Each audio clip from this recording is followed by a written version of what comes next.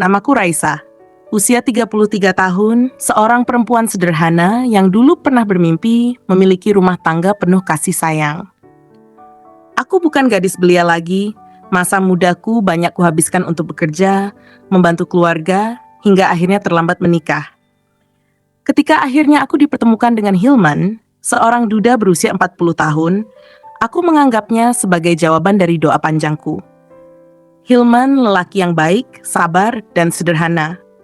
Ia tidak kaya raya, tapi sikap tenangnya membuatku merasa aman. Ia sudah memiliki seorang anak laki-laki dari pernikahan sebelumnya, bernama Rafa. Pemuda berusia 19 tahun itu tinggal bersama kami sejak hari pertama aku resmi menjadi istri Hilman. Awalnya aku merasa ragu. Mampukah aku menjadi seorang ibu sambung yang baik bagi anak lelaki yang sudah beranjak dewasa? Namun aku bertekad. Aku ingin rumah tangga ini berjalan baik. Aku ingin Hilman merasa tenang karena anaknya diterima dengan penuh kasih sayang. Setiap pagi aku menyiapkan sarapan, memastikan Rafa berangkat kuliah dengan rapi, dan sesekali menanyakan kabar kuliahnya. "Rafa, jangan lupa makan siang di kampus ya," ucapku suatu pagi sambil menaruh bekal di atas meja makan. Rafa mengangguk pelan, tatapannya singkat, lalu ia menunduk. "Iya, Bu." Aku tersenyum, berusaha akrab. "Kalau ada yang bikin kamu capek, cerita saja ke ibu. Jangan dipendam sendiri." Ia kembali mengangguk, namun matanya tak berani menatapku terlalu lama. Dulu aku pikir ia hanya canggung karena harus beradaptasi dengan kehadiranku. Tapi semakin hari, aku mulai menyadari ada sesuatu yang berbeda. Rafa tidak menatapku seperti anak menatap ibu. Ada sorot lain di matanya yang membuatku tak nyaman sekaligus. Entah kenapa membuatku gugup. Kadang aku pura-pura tidak sadar. Kadang aku pura-pura sibuk mencuci piring, menunduk, atau membalikkan badan ketika matanya seperti meneliti wajahku terlalu lama. Namun setiap kali itu terjadi, jantungku berdetak tak terkendali. Aku tahu, ini salah. Aku hanya ingin menjadi ibu sambung yang baik, tidak lebih. Tapi perasaan ini mulai mengganggu tidurku. Malam-malamku sering gelisah. Aku berusaha menenangkan diri dengan doa. Ya Allah, tolong jauhkan aku dari fitnah. Aku hanya ingin rumah tangga ini tenteram.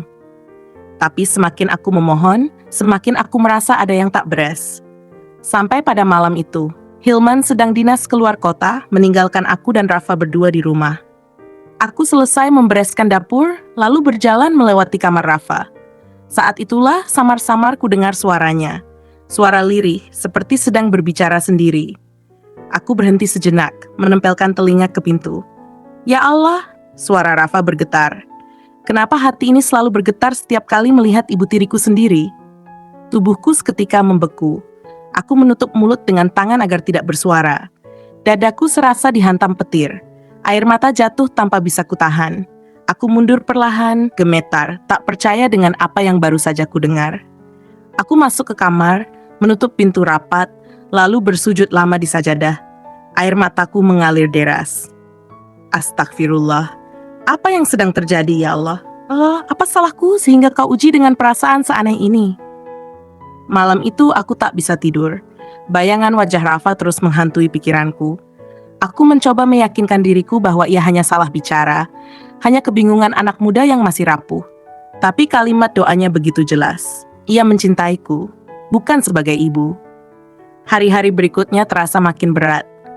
Aku mencoba bersikap seperti biasa, tapi sikap Rafa membuatku semakin goyah. Ia semakin perhatian, semakin sering memperhatikan hal-hal kecil yang bahkan Hilman tidak perhatikan. "Bu, itu rambut ibu ada yang jatuh di bahu," katanya suatu pagi sambil mendekat. Ia meraih helai rambut itu dengan tangan gemetar, lalu tersenyum canggung. "Sudah, ibu cantik lagi." Aku langsung berdebar. "Pipiku panas." "Terima kasih, Rafa," jawabku terbata, lalu buru-buru masuk ke dapur agar ia tidak melihat wajahku yang memerah. Perasaan ini salah, sangat salah. Tapi tubuhku seperti tak bisa bohong. Ada getaran aneh setiap kali ia berada di dekatku. Aku berusaha menutupinya dengan kesibukan rumah, dengan zikir panjang, tapi semakin aku menghindar, semakin aku merasa ditarik masuk ke dalam jurang yang dalam. Malam berikutnya, aku mendengar suara langkah di depan pintu kamar. Aku menahan napas, jantungku berdetak keras. Ada ketukan pelan. Ibu, suara Rafa terdengar ragu. Aku terdiam. Aku tahu kalau aku menjawab, segalanya akan berubah. Tapi suara itu lagi-lagi membuatku lemah. Ya ada apa, Rafa? Tidak, tidak ada. Rafa cuma mau bilang selamat malam. Aku menahan air mata. Kenapa suara sederhana itu membuatku gemetar? Sejak malam itu, aku semakin sulit mengendalikan perasaan. Tatapan Rafa, senyumnya, bahkan cara dia menyebut kata ibu, membuat hatiku seperti dicabik. Aku membenci diriku sendiri karena mulai terjebak. Suatu sore, saat hujan deras, listrik di rumah padam. Hilman masih dinas, hanya aku dan Rafa di rumah. Dalam gelap, ia datang membawa lilin. Wajahnya diterangi cahaya kecil yang bergetar, membuat sorot matanya terlihat begitu dekat, begitu dalam. "Ibu, jangan takut ya, ada Rafa di sini," katanya lirih. Tangannya menyentuh tanganku saat memberikan lilin. Hanya sekilas, tapi degup jantungku seperti hendak pecah. Aku menatapnya, ia menunduk lalu berkata pelan, "Maaf, Bu." Kalau Rafa sering menatap ibu, Rafa tahu itu salah, tapi hati ini tidak bisa berbohong. Aku terpaku. Air mataku hampir jatuh. Antara ingin menamparnya atau memeluknya, fasku tersengal, kata-kata tercekat di tenggorokan. "Rafa," ucapku gemetar. "Kamu tidak boleh berkata begitu. Ibu ini istri ayahmu, ini dosa besar." Ia menatapku dengan mata berkaca-kaca. Rafa tahu. Tapi bagaimana caranya berhenti, Bu? Setiap kali ibu tersenyum, setiap kali ibu perhatian, hati ini makin hancur. Aku menutup wajahku dengan kedua tangan, tak sanggup lagi. Malam itu aku menangis di hadapannya, tapi juga tak berdaya untuk benar-benar menjauh. Lalu tiba-tiba terdengar suara pintu depan terbuka. Suara langkah masuk. Hilman, suamiku pulang lebih cepat dari dinasnya. Aku dan Rafa saling berpandangan, panik, lalu menjauh seketika. Aku berdiri berusaha menenangkan wajahku yang berantakan. Rafa buru-buru memadamkan lilin dan kembali ke kamarnya. "Raisa," suara Hilman terdengar. "Kok rumah gelap begini? Kamu baik-baik saja?" Aku tersenyum paksa sambil menghapus sisa air mata. "Iya, Mas. Hanya listrik mati. Aku sudah nyalakan lilin tadi." Hilman menatapku lekat. "Kamu habis nangis?" Aku tergagap lalu mengeleng. "Tidak, Mas. Cuma kelilipan tadi." Ia menghela napas, lalu meraih pundakku. "Kamu kelihatan lelah. Sudah, istirahat saja." Aku hanya mengangguk, tapi di dalam hati, tubuhku bergetar hebat. Malam itu, rahasia antara aku dan Rafa nyaris terbongkar. Aku tahu ini baru permulaan dari badai besar yang akan menghancurkan rumah tanggaku. Hari-hari setelah kejadian itu, langkahku di rumah ini terasa lebih berat dari biasanya. Setiap kali aku melewati ruang tamu, setiap kali aku menyiapkan makanan di meja makan, selalu ada perasaan tak enak yang menyelusup diam-diam. Tatapan itu selalu membayangi. Ia jarang berbicara banyak, hanya singkat menjawab pertanyaan, tapi matanya sering mengikutiku. Bukan seperti anak yang menghormati ibu, melainkan tatapan seorang lelaki pada perempuan. Dan aku benci menyadari bahwa tatapan itu mulai memengaruhiku. Aku berusaha menutupinya dengan doa. Setelah menunaikan salat, aku berlama-lama di sajadah, merapalkan ayat-ayat yang bisa menenangkan hati. Namun semakin aku memohon, semakin hatiku bergetar ketika berada di dekat Rafa. Seperti ada api kecil yang terus membesar, menghanguskan pertahananku sedikit demi sedikit. Suatu sore, hujan turun deras. Langit mendung pekat, petir sesekali menyambar, dan suara gemuruh membuat rumah terasa dingin. Hilman sedang dinas keluar kota, hanya aku dan Rafa yang tinggal di rumah. Aku duduk di ruang tamu sambil melipat pakaian, mencoba mengalihkan pikiran, tapi tak lama kemudian listrik padam. Rumah tiba-tiba gelap gulita, hanya suara hujan yang menggema di luar jendela. Aku bergumam pelan, "Astagfirullah, padam lagi." Langkah kaki terdengar dari arah kamar Rafa. Suara pintunya dibuka perlahan, lalu muncul siluet tubuhnya yang berjalan ke arahku. Ia membawa sebatang lilin yang baru saja dinyalakan. Api kecilnya bergetar membuat wajahnya terlihat samar, tapi begitu dekat. "Ibu, jangan takut. Ini lilinnya," ucap Rafa pelan.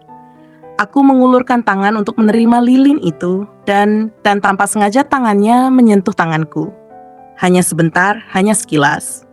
Tapi sentuhan itu membuat jantungku berdetak kencang tak terkendali. Tubuhku menegang, sementara wajahnya terlihat gugup. "Bu," suaranya lirih, hampir tenggelam oleh suara hujan. Aku menatapnya, mencoba mencari maksud di balik matanya. Ada ketulusan, tapi juga ada rasa bersalah. Ada keberanian yang dipaksakan, tapi juga keraguan yang menjerat. Maaf kalau Rafa terlalu sering melihat ibu, katanya terbata menunduk lalu kembali menatapku dengan mata berkaca. Rafa tahu itu salah, tapi hati ini tidak bisa berbohong. Aku terdiam. Tenggorokanku tercekat, mataku panas, air mata hampir jatuh. Antara ingin menamparnya agar ia sadar, atau memeluknya agar rasa ini tidak lagi menyesakan. Kata-katanya menghantam hatiku seperti badai. Aku tahu ini dosa. Aku tahu ini salah besar. Tapi kalimat itu seolah membuka kenyataan pahit. Aku pun sudah mulai jatuh ke dalam rasa yang seharusnya tak pernah ada. Aku berbisik dengan suara bergetar.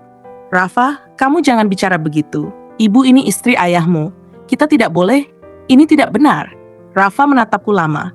Matanya penuh luka. Rafa tahu, Bu. Tapi semakin Rafa mencoba menjauh, semakin hati ini sakit. Setiap kali ibu perhatian, setiap kali ibu menyiapkan sarapan, setiap kali ibu tersenyum, rasanya Rafa ingin berhenti waktu.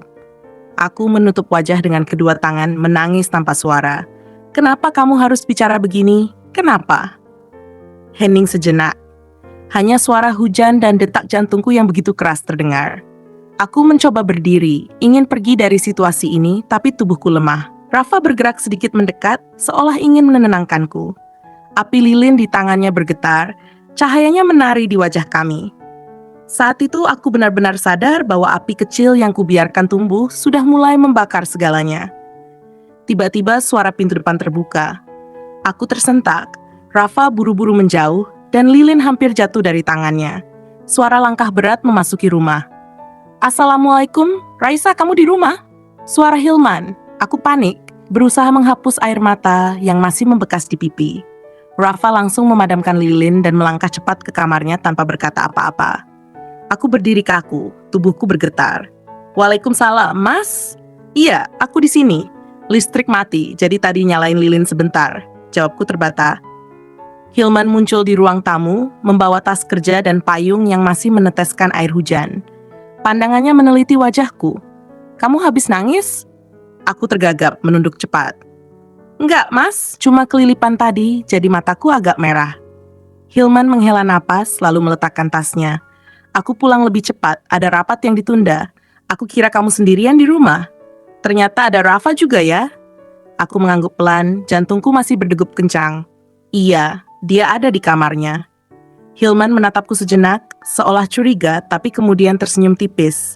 Ya sudah, kamu istirahat saja, kelihatan capek. Aku hanya mengangguk. Dalam hati, aku tahu malam itu kami baru saja hampir ketahuan. Satu langkah lagi saja, Hilman mungkin sudah melihat sesuatu yang seharusnya tidak pernah ada. Dan sejak malam itu, aku sadar, jurang yang memisahkan antara benar dan salah semakin tipis. Api kecil itu kini sudah berubah menjadi nyala yang membakar batin. Aku berusaha memadamkannya dengan doa. Tapi setiap kali aku menatap mata Rafa, aku tahu aku tidak lagi sekuat dulu. Aku tahu ini salah. Aku tahu ini dosa besar. Tapi setiap kali melihat Ibu Raisa, ada sesuatu dalam diriku yang tak bisa kukendalikan. Senyumannya, kelembutannya, bahkan caranya menyebut namaku membuatku merasa hidup kembali. Aku sadar Allah murka dengan perasaan ini. Tapi jujur saja, aku tak mampu berpaling. Namaku Rafa. Usia 19 tahun, sedang kuliah semester 2. Aku masih muda, masih labil, dan seharusnya aku fokus pada studiku. Tapi semenjak ayah menikah lagi dengan Raisa, hatiku seakan terikat pada sosok yang seharusnya kuanggap sebagai ibu sambung. Aku masih ingat jelas masa-masa sulit setelah ibu kandungku meninggal. Rumah kami dingin, sepi, dan aku merasa kehilangan arah. Ayah memang berusaha jadi orang tua yang baik, tapi ada ruang kosong dalam diriku yang tak pernah bisa ia isi. Hingga Raisa datang, membawa hangatnya kasih sayang yang begitu tulus. Dari caranya menyiapkan sarapan, menanyakan kabar kuliahku, hingga sekadar menyapaku dengan suara lembutnya. Semua itu membuatku kembali merasakan arti rumah. Namun aku salah menafsirkan rasa. Dari rindu kasih seorang ibu, perlahan berubah menjadi cinta yang tak seharusnya ada. Aku sering menyalahkan diriku sendiri. Malam-malamku terjaga hanya untuk menahan rasa. Kadang aku berdoa, menangis, memohon agar Allah mencabut rasa ini dari dadaku.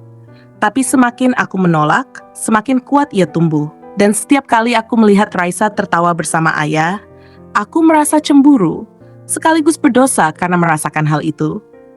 Beberapa kali aku hampir ketahuan. Misalnya ketika aku sengaja berlama-lama di meja makan hanya untuk melihatnya menyiapkan piring. Atau saat aku mencari-cari alasan untuk menemaninya belanja ke pasar. Aku tahu tatapanku seringkali terlalu lama terlalu dalam. Dan Raisa, aku rasa dia mulai menyadarinya. Hari itu, aku sedang duduk di teras rumah sambil pura-pura membaca buku kuliah. Padahal mataku diam-diam mengikuti gerak Raisa yang sedang menyapu halaman. Angin sore membuat rambutnya berayun pelan, wajahnya berkeringat tapi tetap terlihat cantik. Aku tersenyum sendiri, lalu buru-buru menunduk ketika ia sempat menoleh ke arahku. "Rafa, kalau sudah selesai baca, tolong bantu ibu buang sampah ya," katanya dengan suara lembut. Aku mengangguk cepat. "Iya, Bu." Aku menunduk, bukan karena malas, tapi karena takut ia menangkap sesuatu di mataku. Sesuatu yang tak boleh ada. Namun ternyata bukan hanya aku dan Raisa yang mulai merasakan keanehan ini. Ada mata lain yang mengawasi. Bu Farida, ibu kandung ayah, alias nenekku. Wanita itu keras, tegas, dan punya mata yang tajam membaca gelagat orang. Ia sudah lama menaruh curiga pada kedekatanku dengan Raisa. Dan malam itu semuanya pecah. Aku sedang di kamar, mencoba menyibukkan diri dengan laptop. Tapi tiba-tiba ku dengar suara keras dari ruang tamu. Suara Bu Farida. Aku membuka pintu pelan, lalu berdiri di tangga lantai 2. Dari sana, aku bisa melihat sosok Raisa duduk di sofa dengan wajah tertunduk, sementara Bu Farida berdiri di depannya dengan tatapan menusuk. "Raisa," suara nenekku berat dan dingin, "kau pikir aku tidak melihat bagaimana caramu memperlakukan Rafa? Kau terlalu lembut, terlalu dekat, bahkan kadang tatapanmu tidak seperti seorang ibu sambung." Aku tercekat. Jantungku berdetak kencang. "Bu, saya hanya mencoba." Raisa mencoba menjelaskan, suaranya bergetar. "Tidak usah beralasan," potong Bu Farida tajam.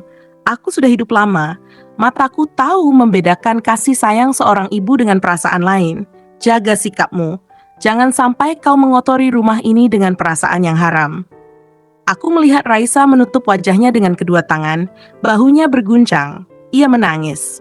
Air matanya jatuh deras, dan untuk pertama kalinya aku merasa ingin turun, ingin memeluknya, ingin melindunginya. Tapi aku hanya berdiri membeku di tangga, tak berdaya. "Astagfirullah," bisik Raisa lirih. "Saya tidak pernah berniat begitu, Bu. Saya hanya ingin jadi istri yang baik dan ibu yang pantas untuk Rafa." Bu Farida menatapnya lama, lalu menghela napas berat. "Aku tidak mau ada aib di keluarga ini. Hilman lelaki baik. Jangan kau khianati dia, apalagi dengan anaknya sendiri."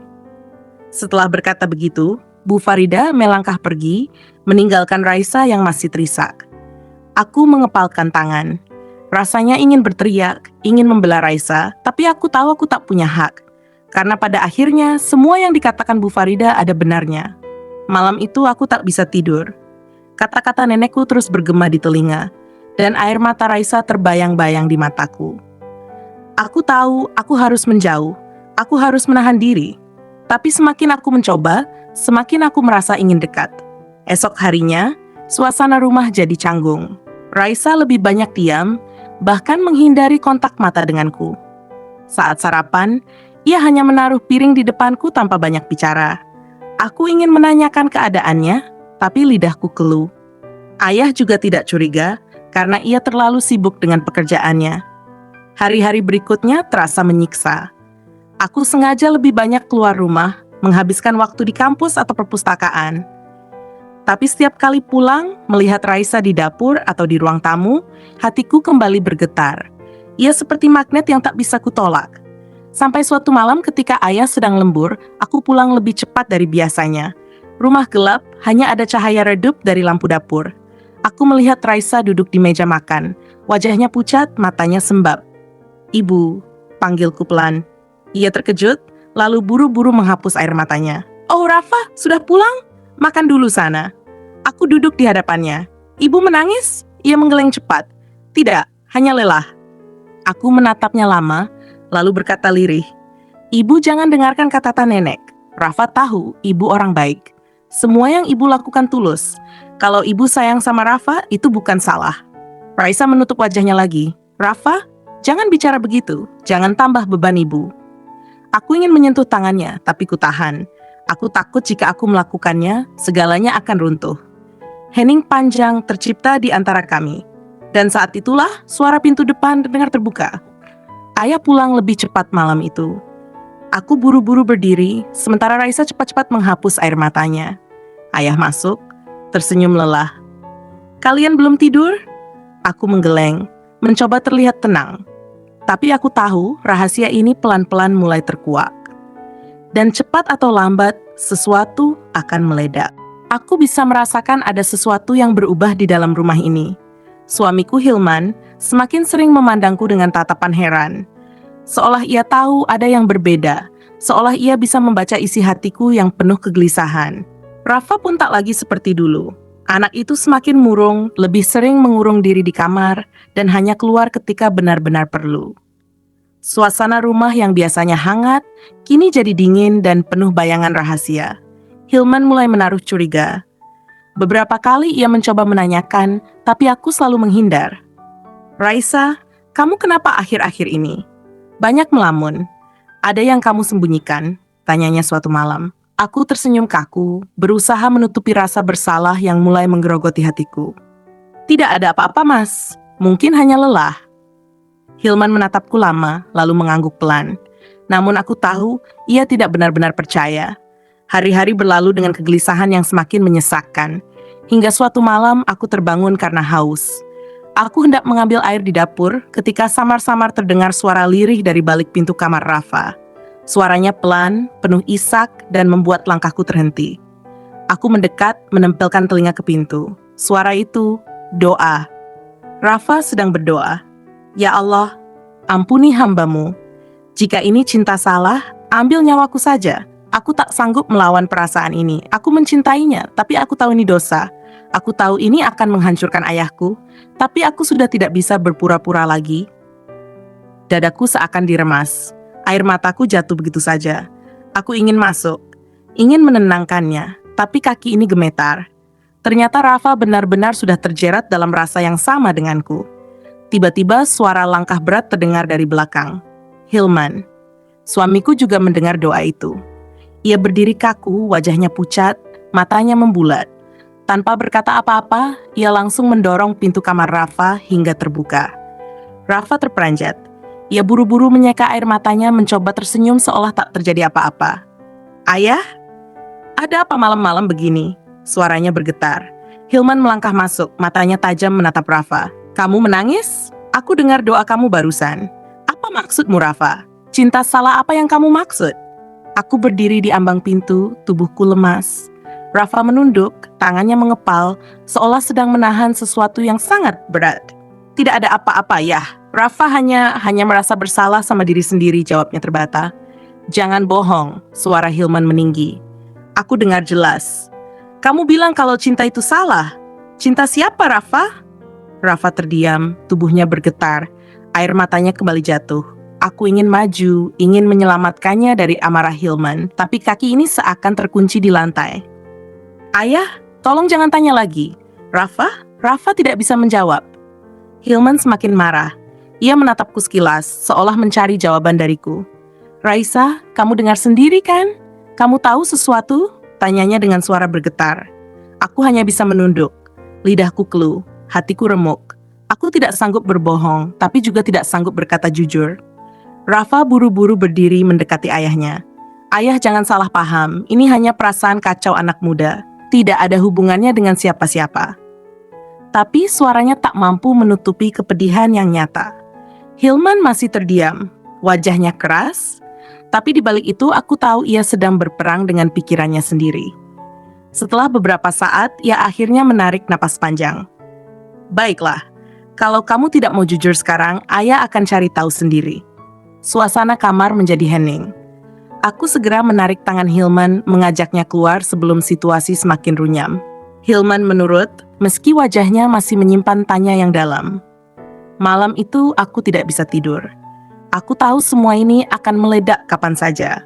Aku tahu doa Rafa tadi sudah menjadi kunci yang membuka pintu rahasia kami. Keesokan harinya, rumah semakin sunyi. Rafa tak keluar kamar. Hilman hanya diam, lebih banyak duduk di ruang tamu dengan wajah murung. Aku berusaha menyiapkan sarapan seperti biasa, tapi tanganku bergetar, sendok jatuh berkali-kali. Hingga malam datang, aku kembali mendapati Hilman duduk sendirian di ruang kerja. Wajahnya tegang dan ada secarik kertas di tangannya. Aku mendekat dengan jantung berdebar. "Mas, itu apa?" tanyaku pelan. Hilman menoleh. Matanya merah, seolah baru menangis. Ia mengangkat kertas itu, lalu meletakkannya di meja. Aku menemukannya di kamar Rafa. Aku gemetar saat melihatnya. Itu surat. Surat dengan tulisan tangan Rafa. Dengan suara parau, Hilman membacakan sebagian isinya. Aku tidak tahu bagaimana cara mengatakannya. Setiap kali melihatmu, aku merasa hidupku kembali. Aku tahu ini salah. Aku tahu Allah murka. Tapi hati ini tak bisa berpaling darimu, Ibu Raisa. Tanganku langsung menutup mulutku. Dunia seakan runtuh di hadapanku. Hilman terdiam, kertas itu bergetar di tangannya. "Raisa," suaranya pecah. "Apa semua ini benar?" Aku tak mampu menjawab. Air mataku jatuh deras, sementara Hilman menatapku dengan mata penuh luka. Dan disitulah aku tahu, batas kesabaran Hilman sudah hampir habis. Malam itu rumah terasa sesak oleh udara yang tak terlihat. Jam dinding berdetak pelan, namun seakan menjadi suara palu yang menghantam dada masing-masing penghuni rumah itu. Hilman duduk di ruang tamu. Wajahnya pucat, namun matanya menyala seperti bara yang hampir membakar segalanya. Di hadapannya, Raisa hanya bisa terdiam. Kedua tangannya menggenggam kain gamis yang basah oleh air mata. Rafa berdiri tak jauh dari sana. Tubuhnya kaku, kepala tertunduk dalam-dalam, seolah ingin menghilang dari dunia. "Raisa," suara Hilman parau, bergetar menahan amarah sekaligus luka yang dalam. "Apa benar kau dan Rafa saling menyimpan rasa?" Pertanyaan itu menusuk bagai pisau. Ruangan tiba-tiba terasa semakin sempit. Napas Raisa terhenti, dadanya sesak. Ia ingin membantah, ingin mengatakan tidak, ingin menyelamatkan rumah tangganya. Tapi kenyataan terlalu kuat. Ia tak bisa lagi bersembunyi. Air matanya jatuh deras tanpa bisa ditahan. Suaranya tercekat, bibirnya bergetar, namun tak ada satu kata pun yang sanggup keluar. Sementara itu, Rafa menggenggam tasbih kecil di tangannya, jemarinya gemetar hebat. Ia tahu inilah saatnya. Rahasia yang ia sembunyikan rapat kini terbuka, menelanjangi hatinya di hadapan ayah kandungnya sendiri. Dengan suara lirih, nyaris patah, ia berkata, "Ayah, maafkan aku, semua salahku. Aku mencintai Ibu Raisa, tapi aku tahu itu dosa. Aku memilih pergi dari rumah ini sebelum aku menghancurkan keluarga kita." Kata-kata itu bagai palu godam yang menghantam jantung Hilman. Lelaki itu menoleh ke arah istrinya, matanya penuh luka, penuh kekecewaan. Raisa ingin menjelaskan, ingin mengatakan bahwa ia tidak pernah berniat mencintai Rafa, bahwa semua terjadi begitu saja tanpa ia sadari. Tapi kata-katanya tertelan oleh tangis yang pecah, membuat wajahnya basah. Raisa mencoba meraih Rafa, berusaha menahannya agar tidak pergi. "Rafa, jangan tinggalkan ibu, jangan tinggalkan rumah ini," ucapnya sambil menangis. Namun Hilman berdiri, suaranya tajam menusuk. "Biarkan dia pergi, biarkan semua berakhir di sini, jangan ada lagi noda di rumah ini." Rafa menatap sekilas ke arah Raisa, matanya merah, bibirnya bergetar, tapi ia memilih berbalik. Ia melangkah menuju pintu dengan langkah berat, seakan setiap langkah mencabut sebagian dari jiwanya. Raisa hampir jatuh terduduk, tangannya gemetar hendak meraih bayangan yang menjauh. Namun tatapan tajam Hilman membuatnya tak berdaya. Malam itu, Rafa benar-benar pergi. Tidak ada salam, tidak ada pelukan, tidak ada janji untuk kembali. Hanya keheningan yang menyisakan luka. Raisa menjerit dalam hati, tubuhnya menggigil. Sementara Hilman menutup pintu dengan keras, lalu meninggalkan Raisa yang tersungkur di lantai, sendirian dalam tangis yang tak terbendung. Hari-hari setelah itu terasa hampa. Rumah yang dulu hangat kini dingin bagai kuburan. Hilman semakin jarang berbicara dengan Raisa. Tatapannya dingin, sikapnya kaku. Raisa mencoba menjalankan kewajibannya sebagai istri, namun semua serba salah. Ia tahu kepercayaan yang hancur sulit untuk kembali. Setiap malam, Raisa menangis diam-diam di kamar. Ia berdoa, memohon ampunan kepada Allah. Ya Allah, aku lemah. Aku kalah melawan nafsuku. Ampuni hamba-Mu. Jangan Kau biarkan aku terjerumus lebih dalam. Jaga Rafa ya Allah, dimanapun dia berada. Namun doa-doa itu terasa kosong. Hati Raisa masih dipenuhi rindu yang tak semestinya. Ia menahan rasa itu dengan air mata, berharap perlahan akan hilang. Tapi waktu berjalan, rasa itu tidak pudar, malah berubah menjadi luka yang semakin dalam. Tahun berganti. Hubungan Raisa dengan Hilman semakin dingin. Mereka tetap tinggal serumah, tetap terlihat sebagai suami istri di mata orang lain. Namun sebenarnya hati mereka sudah terpisah jauh. Hilman sibuk dengan pekerjaannya, jarang pulang.